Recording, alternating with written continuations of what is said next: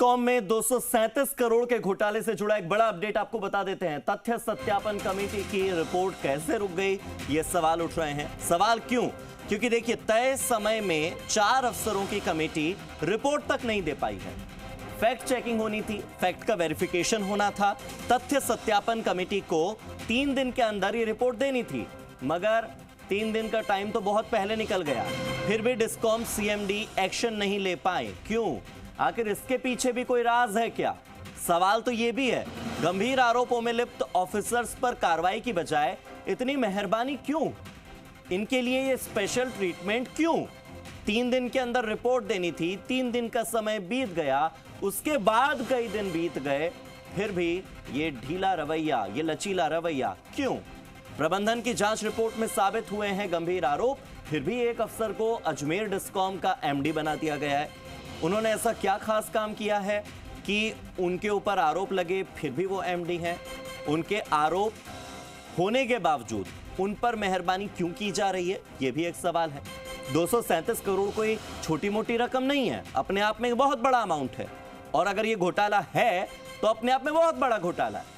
अब ऐसे में 237 करोड़ के घोटाले में डिस्कॉम की जांच कमेटी ने जब गंभीर आरोप लगाए थे और डिस्कॉम जांच कमेटी ने यह बताया कि आरटीपीपी एक्ट में गंभीर लापरवाही बरती गई, तो फिर उस ऑफिसर पर एक्शन लेने की बजाय इतनी मेहरबानी क्यों कि रिपोर्ट ही नहीं सौंपी जा रही है? एक निजी फर्म को करोड़ों का, एक ऐसी फर्म थी जैसे प्राइवेट फर्म थी जिसे करोड़ों का फायदा दिया गया और डिस्कॉम को चूना लगाया गया। अफसरों ने चूना लगाया है। 33 केवी जीएसएस बनाने का निजी फर्म को ठेका दे दिया गया, करोड़ों का यह ठेका था। डिस्कॉम की तथ्य स्थापना कमेटी ने, सत्यापन कमेटी ने, जो उसका काम होता है कि फैक्ट को वेरीफाई करना, उस कमेटी ने जल्द ही तथ्यात्मक कार्रवाई करेंगे, केवल इतना कह दिया है।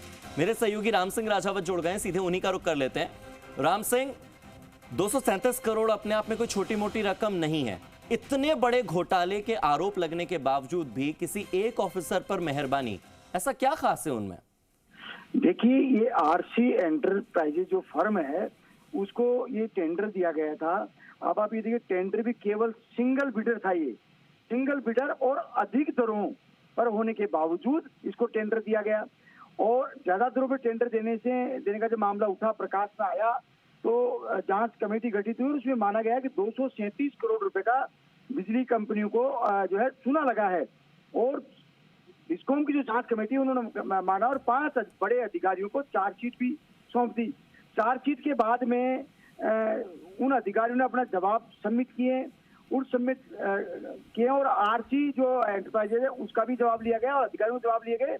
इनके तथ्यों का परीक्षण के लिए एक सत्यापन कमेटी गठित की गई। उसके कहा गया कि 3 दिवस के भीतर रिपोर्ट दी जाए, लेकिन इतना समय गुजर गया, अभी तक उस कमेटी ने न तो रिपोर्ट सौंपी न कार्रवाई। आखिर ये क्या रसूखात के चलते ये कमेटी की रिपोर्ट रुकी है?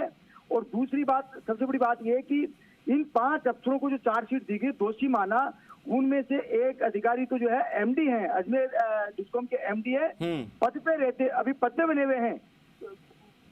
सबसे बड़ा सवाल यह है कि आखिर इतना बड़ा दोष सामने आ गया और फिर भी पद पे बने हुए हैं। राम सिंह, एक चीज और क्लियर कर दीजिएगा कि ये जो 3 दिन का समय था, ये कब से कब तक था, और फिर ये 3 दिन कब बीत चुके हैं? थोड़ा सा टाइमलाइन समझाइए।